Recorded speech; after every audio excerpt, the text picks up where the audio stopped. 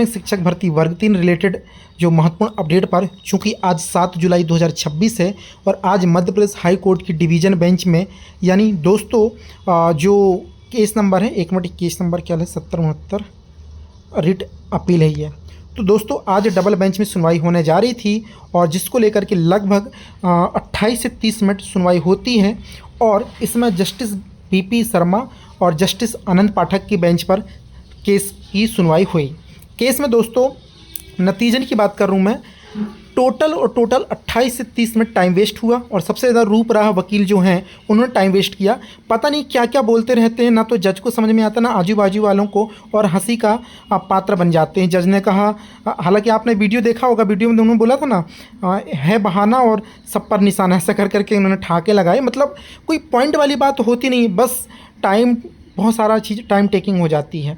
तो कहीं ना कहीं काफ़ी लंबा समय खींचे रूपराज जी, देखा जाए तो वगरेचा जी, है ना, इस तरीके से चीज़ें हुई। लेकिन आज कोई फैसला नहीं हुआ, बल्कि वकील ने जो चीज़ें रखी अपने सामने 7.7 वाले, ARC वाले या फिर चयनित अभ्यर्थियों वाले, तो जज ने यही बोला कि आप लोग अगर इस तरीके से लंबी लंबी बहस करेंगे तो मैं आपको एडमिट करके एक अलग से दोस्तों टाइम दूंगा और आप लोगों को सुनूंगा। बहुत लंबी बहस होगी और इसके बाद फिर नतीजन किसी चीज़ के लिए फाइनल जो भी होगा वहाँ पर पहुँचा जाएगा।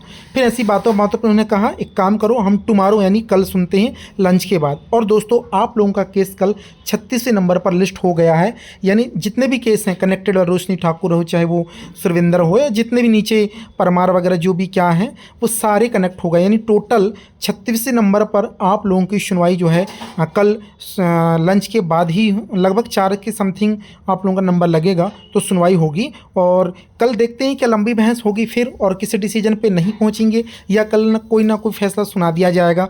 हालांकि जो 7.7 कंडिका से 2-3 वकील थे, बस वही अपनी बातें रख रहे थे, तो जज को गुस्सा आने लगा। वो बोला कि कल आप रूल पढ़ करके आना, रूल बुक, इसके बाद कल मुझे आप बताना।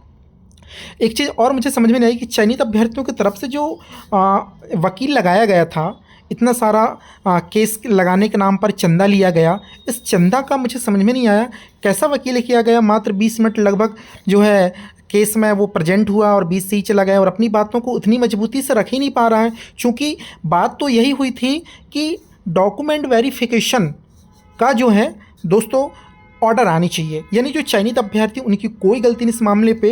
तो ये जो डॉक्यूमेंट वेरिफिकेशन प्रोसेस है वो 10,000 अभ्यर्थी जो लगभग फेयर तरीके से सेलेक्ट हुए उनकी प्रोसीजर आगे बढ़ जानी चाहिए।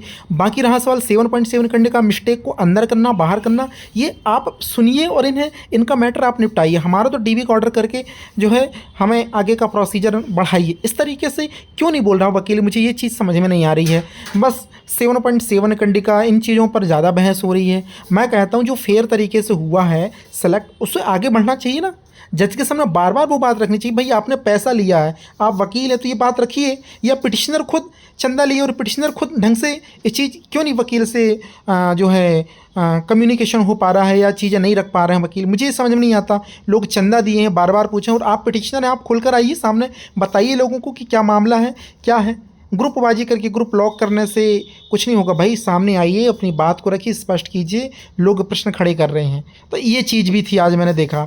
बाकी देखते हैं दोस्तों, कल कुछ ना कुछ मामला फाइनल स्टेज पर आएगा और कल कुछ ना कुछ सुनवाई होगी। लेकिन आज की जो वकीलों की मैंने बहस देखा, इससे तो नहीं लग रहा है कि कल भी अगर इस तरीके से बहस होगी तो मुझे नहीं लगता कि जज कोई फाइनल फैसले पर पहुंच पाएगा। क्योंकि आज रूपराय जी ही ने मान के चलो 20 से 25 मिनट पूरा समय ले लिए, 20 मिनट कम से कम ले लिए, कुछ समय वगरीचा ने ले लिया, थोड़ा बहुत कुछ बोले हैं तो घड़ियाल साहब बोले, इसके बाद तो कुछ समझ में नहीं आ रहा था। वैसे भी चीज़ें जो है घुमा फिरा के बार बार वही बताई जा रही थी, तो रिप्रेजेंटेशन मतलब वो हो रही थी। तो क्या जज को भी कुछ समझ में नहीं आ रहा था यार, क्या बात है, क्या रूल है, ये क्या करना चाहते हैं। लेकिन फिर भी कल देखते हैं कुछ ना कुछ फाइनल फैसला तक जज पहुंचेंगे, क्योंकि कल चौथी हीयरिंग है दोस्तों। 2 हीयरिंग तो वेस्ट हो गई, कल हो जाएगी तीसरी। उसके पहले एक बार और लगा था मामला तो उसमें सुना नहीं गया था, तो टोटल ऐसी चौथी हीयरिंग है। तो देखते हैं कल क्या होगा, लेकिन आप अगर हमसे नहीं जुड़े तो चैनल को सब्सक्राइब कर लें ताकि प्रत्येक अपडेट मिलेगा। डिस्क्रिप्शन में व्हाट्सएप ग्रुप का लिंक है, टेलीग्राम चैनल, इंस्टाग्राम वगैरह, उनसे भी जुड़ जाना। हम मिलते हैं एक नए अपडेट के साथ एक नए वीडियो में। साथियों, 7.7 कंडिका वाले को चाहे जज अंदर करे बाहर जा रहे हम करे, इससे हमको कोई प्रॉब्लम नहीं है। बस फाइनल फैसला आना चाहिए, चयनित अभ्यर्थियों की प्रक्रिया आगे बढ़ना चाहिए। मैं तो बस यही कहता हूँ, अगर उनको शामिल भी कर रहे तो कर लो भाई, लेकिन फाइनल फैसला दे दो। अभ्यर्थियों की प्रोसीजर को आगे बढ़ाइए और जो भी लीगल जो भी नियम कानून होंगे उसके अनुसार फैसला आएगा, वो सब कुछ स्वीकार होगा। हम ये नहीं कहेंगे भैया बाहर कर दो 7.7 कंडिका को, अंदर कर दो। इन चीज़ों पे कुछ भी नहीं वो बहस करेंगे।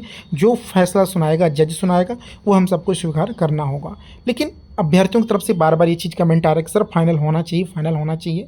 तो हम मिलकर कोशिश करेंगे, बस एक बार ऑर्डर हो जाए फिर आप लोग प्रयास करेंगे ज्वाइनिंग के लिए। सभी आरसीई वाले, 7.7 कंडिका वाले, सिलेक्टेड, वेटिंग, जो भी जैसे होंगे सब मिलकर के आगे प्रक्रिया को बढ़ाने की पुरजोर कोशिश करेंगे। थोड़ा सा मामला कोर्ट के अधीन है तो ये क्लियर हो जाए, इसके बाद हम लोग प्रयास लगातार बहुत अच्छे तरीके से करने वाले हैं। साथियों, जय हिंद,